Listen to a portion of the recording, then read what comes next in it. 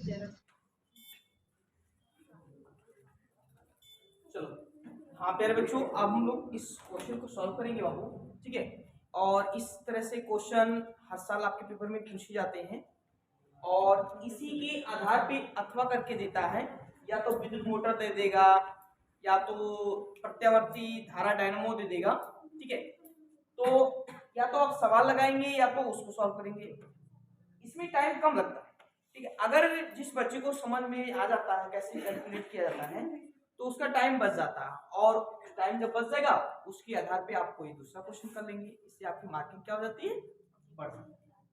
तो सबसे पहले हम क्या करते हैं बाबू, जो आंतरिक प्रतिरोध दिए रहते हैं उसको पहले हम सॉल्व करते हैं। ठीक है, वैसे ही प्रतिरोध को जो प्रतिरोधों का जो संयोजन होता है वैसे दो प्रकार से होता है। ठीक है, एक श्रेणी क्रम और समांतर क्रम, और दोनों को एक में मिक्स कर दें तो उसको कहते हैं मिश्रित क्रम।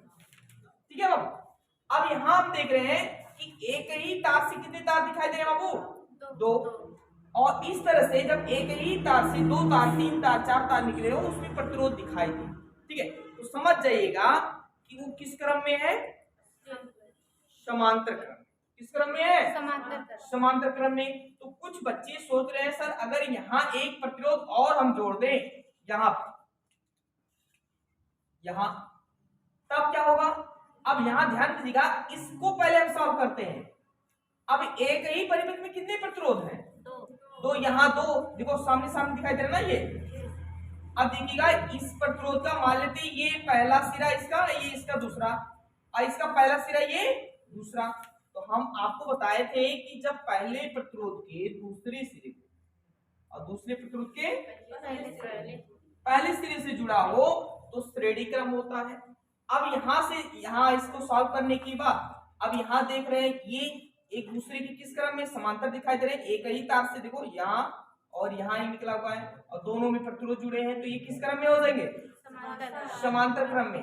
अब यहाँ ध्यान देना है कि ये इसकी समांतर आप डायरेक्ट नहीं कह सकते हो, इन दोनों को सॉल्व कर लेंगे उसकी बात तब करेंगे। मान लेते हैं कि यहाँ नहीं दो प्रतिरोध नहीं दिया है, केवल एक ही प्रतिरोध दे दिया है, तब उसको हम डायरेक्टली क्या कर सकते हैं, समांतर क्रम कह सकते हैं। ठीक है बच्चों, अब हम यहाँ एक बना रहे हैं जो मिटा दिया मैंने, ये देखिएगा ये भी 4 ओम का ही है प्रतिरोध। अब एक ही तार से दो निकले हैं, दोनों एक दूसरे से समांतर दिखाई दे रहे ना, तो ये कौन से क्रम होंगे, समांतर। ठीक है, और सबसे पहले हम इस तरह से फिगर को हल करने के लिए सबसे पहले हम डिनोट कर देते हैं कि कितने प्रतिरोध हैं, R1 R2 और ये R3। अब यहाँ सबसे अंदर वाले जो भाग हैं उसी क्रम से हम सॉल्व करना शुरू कर देते हैं। देखो अंदर सबसे है ना, इन दोनों को सॉल्व करेंगे। अब यहाँ दिखाई क्या दे रहा है कि R1 और R2 किस क्रम में बाबू, समांतर क्रम में। समांतर क्रम में अब मुझे बताओगे समांतर क्रम में जो तुल्य प्रतिरोध होता है 1/R equal 1/R1 plus 1/R2 होता है।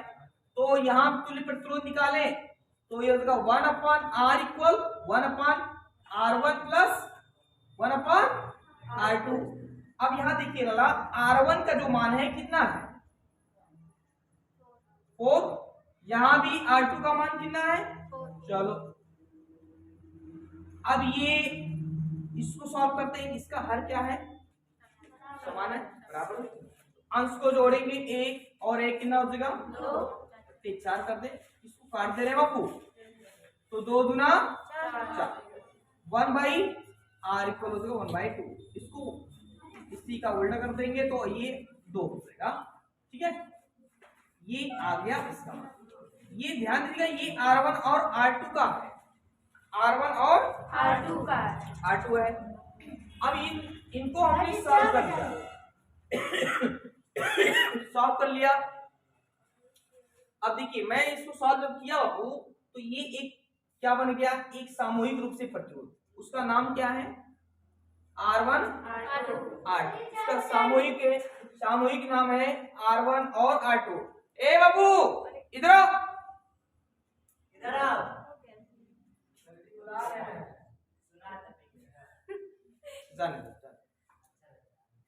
अब ये हो जाएगा बाबू R1 और R2 का मान कितना हो जाएगा 2। ठीक है, अब यहाँ हम 2 ओम का प्रतिरोध रखेंगे। ठीक है, चलो हम दिखा दे रहे हैं। ये सॉल्व हो गया बाबू, हल हो गया। ठीक है, तो ये आपको दिखाई क्या देगा, R1 कामा R2 ये, और इसका मान कितना है 2 ओम। अब यहां ध्यान दीजिएगा कि एक ही परिपथ में यहां से ये प्लस होता है धन और ये माइनस, मतलब ये धन ऋण और धन प्लेट और ये ऋण प्लेट। अब देखिएगा यहां से धारा ये ओ मतलब इधर से धारा बहता है धन दिशा से। अब देखिए इस तार में देख रहे हैं कि ये एक प्रतिरोध है और इधर से आया हुआ ऐसे ऐसे ऐसे ऐसे ऐसे ऐसे। ठीक है, तो यहाँ इस परिपथ में एक ही तार में कितने प्रतिरोध है बाबू 2। अगर मान लेते इस परिपथ का पहला सिरा ये, दूसरा सिरा ये। अब देखिए दूसरा सिरा को ला करके इसके ये मान लेते पहला ये दूसरा, तो पहले प्रतिरोध का दूसरा सिरा और दूसरे प्रतिरोध का पहला सिरा जुड़ा है। तो किस क्रम में हम कहेंगे इसको, श्रेणी क्रम में। तो इसका नाम R1 R2 है बाबू, इसका नाम क्या है R3। तो यहां लिखेंगे कि R3 और R1 कामा R2 एक सामूहिक रूप से है R1 और R2 का। ठीक है, अब ये श्रेणी क्रम में है, तो श्रेणी क्रम में है तो मुझे बताएंगे तुल्य प्रतिरोध इसका कितना होता है, तुल्य प्रतिरोध।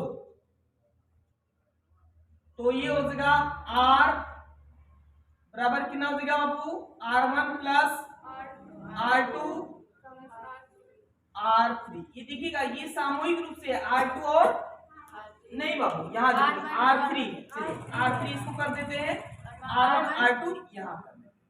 ठीक है, चलो जो सामूहिक रूप रहेगा उसको एक साथ लिखेंगे। चलो R इक्वल, अब यहाँ R3 का वैल्यू कितना बाबू, यहाँ 2 है, प्लस R1 R2 का 2, तो 2 और 2 कितना हो जाएगा 4। ये R1 R2 R3 का वैल्यू आ गया आपका 4। ये केवल अभी तुल्य प्रतिरोध पूरी परिपथ में सर्किट में टोटल जितने रेजिस्टेंस थे और उनका हमने मान निकाला।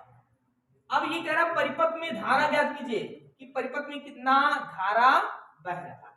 ठीक है, तो ओम का नियम पढ़ करके आए बाबू, R इक्वल V पर I है ना, ये तो पढ़े हो ना। चलो अब हम इसके नियम से देख रहे हैं R equal V upon I, ये ओम का नियम है। अब यहां देखिए 10 वोल्ट विभव या विभवांतर का मात्रक क्या होता है वोल्ट। तो यहाँ जो विभव या विभवांतर का मात्रक वोल्ट होता है, विभव को हम किससे लिखते हैं बाबू V से। इसका मतलब ये कितना मान दिया हुआ है 10 वोल्ट, कितना 10 वोल्ट। चलिए हम यहाँ लिख दे रहे हैं V इक्वल हो जाएगा 10 वोल्ट और हम R का मान निकाल के बैठे हैं बाबू कितना 4 ओम। हमको किसका मान निकालना बाबू I। तो सबके मान हम रख देंगे, हमारा मान निकल जाएगा। तो आप R यहाँ रखेंगे कितना 4, V का मान कितना 10 बटे I ना। चलो I को इधर कर दे और 4 को इधर कर दे तो हमारा मान निकल जाएगा। I इक्वल हो जाएगा 10/4 और 4 से आप इसको भाग दे देंगे तो कितना आ जाएगा 2.5 एम्पियर हो जाएगा। ठीक है, वैद्युत धारा का जो मात्रक होता है एम्पियर होता है, प्रतिरोध का मात्रक क्या होता है ओम। ठीक है, तो इस क्वेश्चन को ऐसे सॉल्व करेंगे और इस तरह से 2-3 क्वेश्चन देख लेंगे तो आपका मार्किंग बढ़ जाएगा। ठीक है, तो इसको नोट कर सकते हो।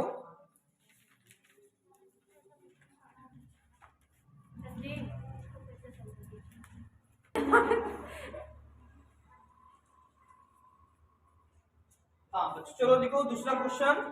ठीक है, ये भी क्वेश्चन पेपर में पूछा है, ये प्रिज्म से संबंधित है। ठीक है बाबू, मान लेते हैं प्रिज्म से क्वेश्चन पूछेगा कि वर्ग विक्षेपण किसे कहते हैं, प्रिज्म किसे कहते हैं, तो अथवा करके इसको दे सकता है।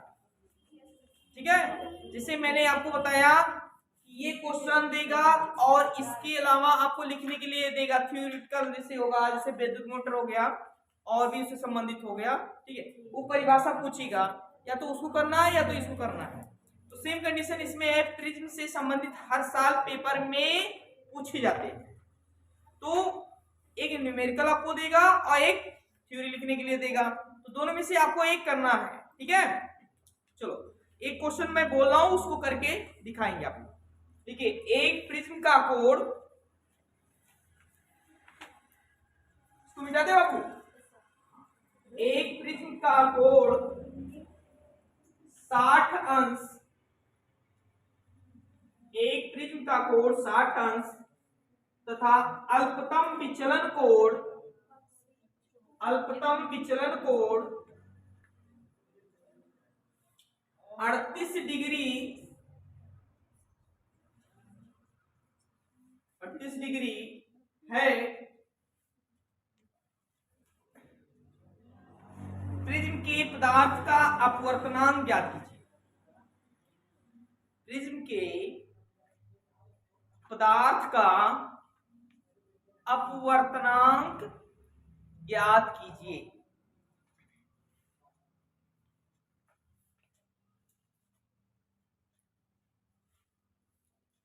हो गया? जरा मुझे बताएंगे बाबू कि प्रिज्म क्या होता है?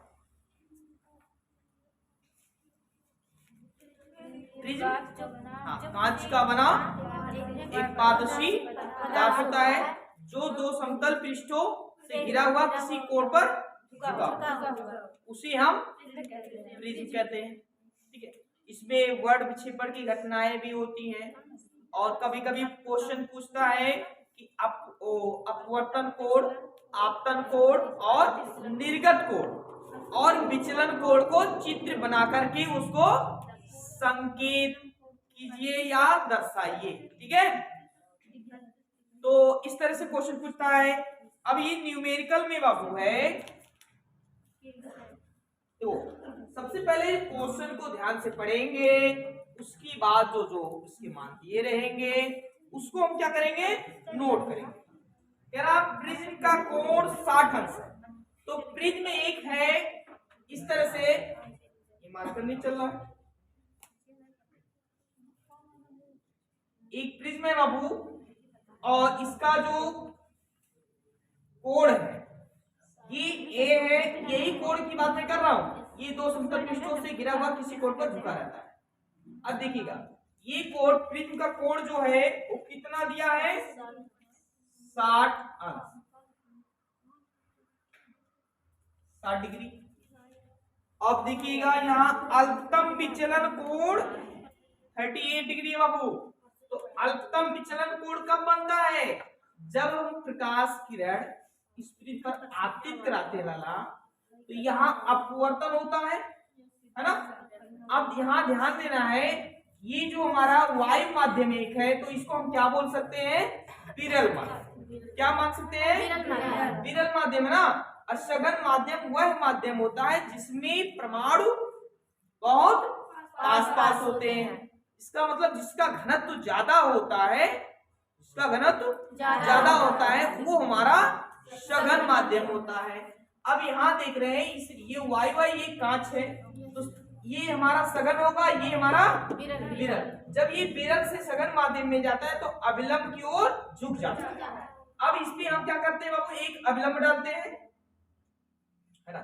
और फिर जैसे ही ये किरण यहाँ आएगा और फिर इस पृष्ठ से क्या होगा, एक बार फिर से अपवर्तन होगा। इस पे भी मैंने क्या किया, एक अभिलंब डाल दिया, थोड़ा सा क्रॉस हो गया बाबू। ओहो, अब हो गया ना। चलो अब ये इस तरह से बन जाएगा। तो ये कोण जो होगा हमारा आपतन कोण होगा, और ये हमारा जो कोण होगा वो अपवर्तन कोण होगा। और ये जो बाहर निकलने वाले किरण को हम किस नाम से जानते हैं, निर्गत। और निर्गत किरण और अभिलंब के बीच बने कोण को हम निर्गत कोण कहते हैं। आपतन कोण और निर्गत कोण सदैव क्या होते हैं, बराबर। चलो हमको अधिकतम विचलन की बात करना है। अब इस निर्गत किरण को अगर हम पीछे की ओर बाबू बढ़ा दे ऐसे, और ये आपतित किरण को इधर से हम बढ़ा दे, तो ये जिस बिंदु पर एक दूसरे को प्रतिच्छेद करते हैं, मतलब जो आभासी रेखा मैंने प्रदर्शित यहाँ किया है, ये जिस बिंदु पर ये प्रतिच्छेद करते हैं वहां पर क्या बनता है, विचलन कोण। क्या बनता है, विचलन कोण। विचलन कोण के निम्न मान को ही क्या बोलते हैं, अल्पतम विचलन कोण।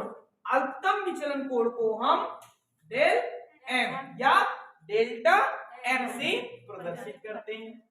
तो इसमें क्वेश्चन में कह रहा है विचलन कोण दे दिया लाला, अल्पतम विचलन कोण, विचलन कोण। अब इसको लिखते हैं किससे बाबू, डेल एम इक्वल कितना 38 डिग्री। ओके, ये प्रिज्म का कोण है ए, और ये अधिकतम विचलन। हमको क्या निकालना, प्रिज्म के पदार्थ का अपवर्तनांक। अपवर्तनांक को किससे लिखते हैं, एन से, स्मॉल एन से। और एक चीज और भी दे दिया लाला, यहां संकेत में दिया है साइन 49 डिग्री का जो वैल्यू है कितना 0.75 है ना। चलो अब हमको प्रिज्म के पदार्थ का अपवर्तनांक का सूत्र याद होना चाहिए। क्या याद होना चाहिए, सूत्र याद होना चाहिए, फार्मूला। ये फार्मूला आपको याद नहीं है तो आप सॉल्व नहीं कर पाओगे। चलो हम आपको बताते हैं कि आप लोग मुझे बताओगे। हाँ, n equal sign a plus del m by 2 और साइन a बाई 2। समझ में आ रहा है, ये हमारा सूत्र। अब सभी के मान हम क्या करेंगे बाबू, यहां रख दे रहे हैं, है ना। चलो अब यहां ध्यान दीजिएगा कि a का मान कितना है 60, तो यहां हम लिख दें साइन 60 प्लस इसका बताइए 38 और नीचे 2 और फिर ये बट्टे कर दिया साइन ए का मान आप लोग बताइए 60। खाना खा के नहीं आए क्या बच्चा, चलो 30, क्या कितना देगा लाला 30। इन दोनों को जोड़ करके जल्दी से हमको बताओ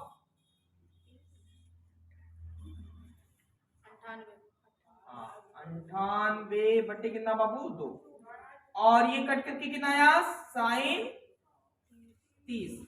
अब देखिएगा, अब जो बायोलॉजी वाले बच्चे होते हैं वो मैथ भूल जाते हैं अधिकतर। अब त्रिकोणमिति जिस बच्चे को पता रहेगा उसको लगाने में दिक्कत नहीं होगा। अब यहाँ क्योंकि साइन 30 का मान मैथ वाले अधिकतर बच्चे याद रखे रहते हैं और बायोलॉजी वाले तो कम ही। चलो मैथ में तो जरूर तो पढ़ता है, त्रिकोणमिति बहुत बड़ा चैप्टर है बाबू, ठीक है, हाई स्कूल में तो पढ़ के आए हैं। चलिए अब देखिएगा, ये 98 में 2 से हम डिवाइड कर दें तो कितना आ जाएगा 49 डिग्री, सही ना। और साइन 30 का कितने बच्चों को पता है साइन 30 का मान 1/2। वाह बहुत अच्छी, तो बायोलॉजी वाले बच्चों को भी याद है। चलो 1/2। अब यहां हम रख देते बाबू साइन 30 का मान 1/2। अब क्या साइन 49 का मान पता है? नहीं, एक किताब वाला हमको संकेत में दे दिया था, इसका मान आप रख लीजिएगा क्योंकि हमको पता नहीं है। 0.75 बाई 1/2 बाबू, ये इसको आप उल्टा कर देंगे किसमें हो जाएगा? गुणे में। इसका गुणा कर दीजिए, गुणा कर दीजिए 0.75 मल्टीप्लाई 2 एन इक्वल 2 5 हो जाएगा, कितना देगा? 150 है ना। अब कितने नंबर के बाद दशमलव लगाएंगे बाबू? यहाँ देखो एक दो अंक के बाद है ना, तो लगा दो यहाँ एन इक्वल हो जाएगा 1. ये हो जाएगा प्रिज्म की पदार्थ का अपवर्तनांक। क्या समझ में आया? हाँ, तो इसको नोट कर लो। ओके चलो नोट करो।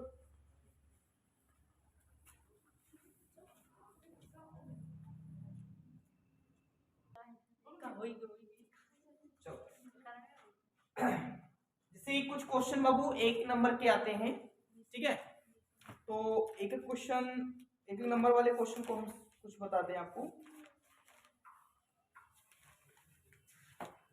हाँ लिखिए क्वेश्चन तो।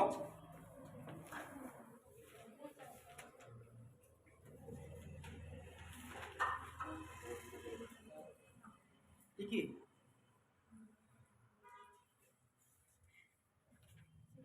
अच्छा, हमको एक क्वेश्चन बताएंगे, निर्वात में प्रकाश की चाल होती है, कितनी होती है? 3 मल्टीप्लाई 10⁸ मीटर प्रति सेकेंड। ये ऑप्शन में पूछ सकता है। देखो पूरा एग्जाम पूरा पढ़ाई खत्म हो गया, अभी पेज खुला ही नहीं है,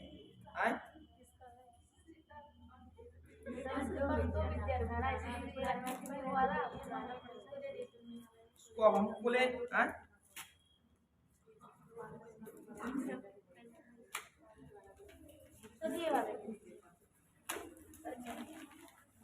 चलो अच्छा ठीक है, कम से कम इसको खोल लेना चाहिए। बच्चा फट गया। इसमें क्वेश्चन में कह रहा बाबू एक अवतल दर्पण की वक्रता त्रिज्या 20 सेंटीमीटर है, इसकी फोकस दूरी कितना होगा? कितना होगा? 10 होगा। देखिए वक्रता त्रिज्या का आधा कौन होता है? फोकस दूरी। तो इसका फोकस वक्रता त्रिज्या दे दिया है 20 सेंटीमीटर। जरा मुझे बताएंगे वक्रता त्रिज्या को किससे लिखते हैं? ये 20 सेंटीमीटर बाबू, कितना है? 20। अवतल, ये अवतल दर्पण। चलो और इसका फोकस दूरी निकालना है, तो फोकस दूरी आधा होता है, तो ये हो जाएगा F इक्वल हो जाएगा R का आधा कर देंगे, R का आधा, ठीक है। तो ये आप रखिएगा 20/2, उससे आप काट देंगे, ये आपका 10 सेंटीमीटर आ जाएगा। ये तो कर ले जाओगे, ऑप्शन वाले भी पूछ सकता हो। अब देखिएगा यहाँ करे एक उत्तल दर्पण की फोकस दूरी 10 सेंटीमीटर है, तो कर्तव्य त्रिज्या कितना होगा? 20 होगा, दुगुना हो जाता है। चलो और एक क्वेश्चन हम आपको बता रहे हैं, आप लोग करके दिखाओ। अच्छा मुझे बताओ, समतल दर्पण की फोकस दूरी होती है 25 सेंटीमीटर, शून्य अनंत -25 सेंटीमीटर अनंत होता है। समतल दर्पण की जो फोकस दूरी होती है वो अनंत होता है, ठीक है, बहुत अच्छा।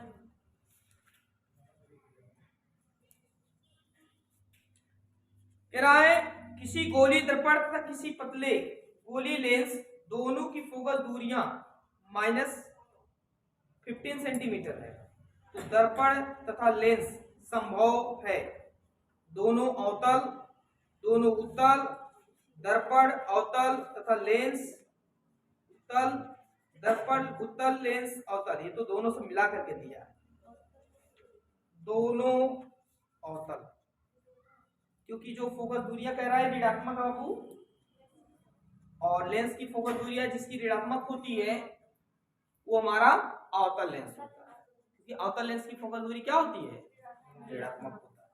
चलिए ठीक है, एक क्वेश्चन और हम बोले, ये न्यूमेरिकल आया हुआ है, लिखो वायु के सापेक्ष जल, वायु के सापेक्ष जल तथा कांच की अपवर्तनांक, तो जल्दी जल्दी लिखिए, वायु के सापेक्ष जल तथा कांच के अपवर्तनांक क्रमशः 4/3 और 3/2 है, 3/2 है।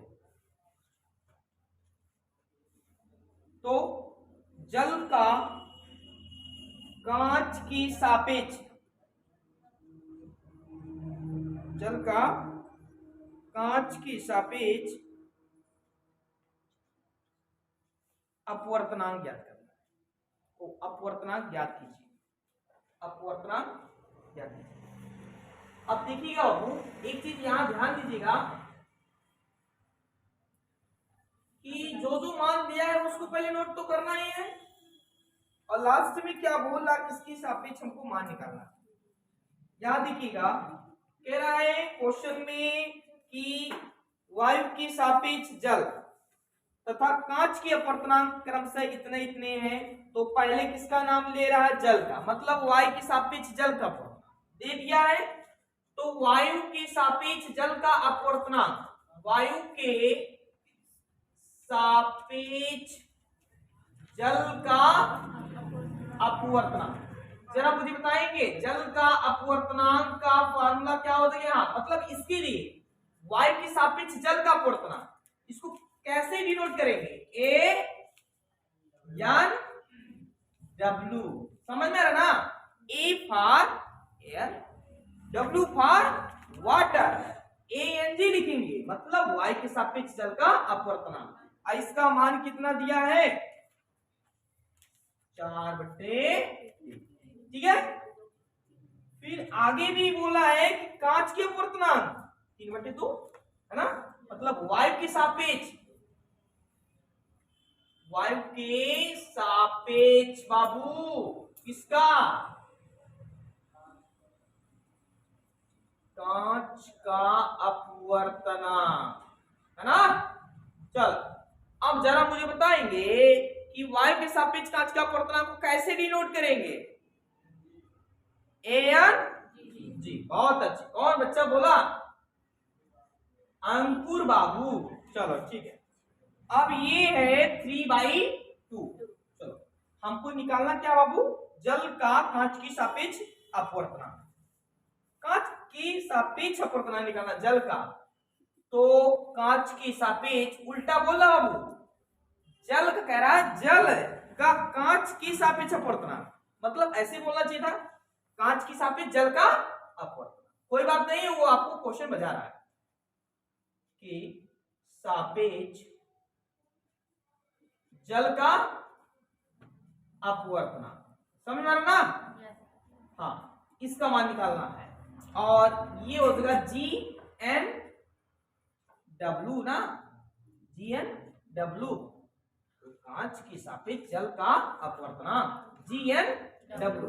अब हमको क्या निकालना है, अपवर्तनांक, क्या निकालना बाबू, अपवर्तनांक निकालना है, तो ये फार्मूला होता है G N W, G N W मतलब कांच की सापेक्ष जल का अपवर्तनांक का एक सूत्र होता है ए एन डब्ल्यू बटे ए एन जी, है ना। अब यहां ध्यान देना है सर, कैसे याद रखें, देखिए अब ये क्वेश्चन में क्या कह रहा है, कांच की सापेक्ष जल का अपवर्तनांक, किसका अपवर्तनांक निकालना है, जल का अपवर्तनांक निकालना है। तो लास्ट वाले को आप आगे रखिएगा, ऊपर देखिएगा, जिसका अपवर्तनांक निकालना उसको कहां रखेंगे, ऊपर। अब किसके सापेक्ष निकालना है, जी वाले को नीचे कर देंगे। तो ये पहले दिया था वायु के सापेक्ष जल का अपवर्तनांक ए एन डब्ल्यू, फिर वायु के सापेक्ष कांच का अपवर्तनांक ए एन जी, सबके मान दिए हैं, रख देते हैं। ए एन डब्ल्यू का मान बताइए। ठीक, और ये हो जाएगा दो, इसको सॉल्व कर लीजिए बाबू, इसी को उल्टा कर दीजिए। क्या कर दीजिए? उल्टा। अब इसको काटो, देखो कट रहा कहीं? नहीं कटेगा ना, नहीं कटेगा। इसको गुणा कर देते हैं, कितना देगा? 4 गुना 8 बाबू, 3 3 का 9। अगर इसको डेसिमल में चेंज करेंगे तो कितना आएगा? दशमलव, बताइए 7 आएगा सर? नहीं 0.8 ऐसे लगभग से आएगा बाबू। ठीक है, आप डिवाइड कर लीजिएगा। तो इसी पे शायद आंसर दिए दिया है, तो इसको आप सॉल्व करेंगे तो और आगे भी जाएगा। ठीक है, आप 2 अंक के तक भी दशमलव को लिख सकते हैं। से यहाँ 8 आप डेसिमल लगा करके आप भाग दीजिएगा, 9 72 हो जाएगा ना, है ना। तो यहाँ हो जाएगा 8, फिर 0 बढ़ाएंगे, 9 तो वही आएगा बाबू 0.88। चलिए, आप इस पे भी आंसर दे सकते हैं, इस पे भी आंसर। तो इस तरह से आप क्वेश्चन को सॉल्व करिएगा। ठीक है, इसको नोट कर लो।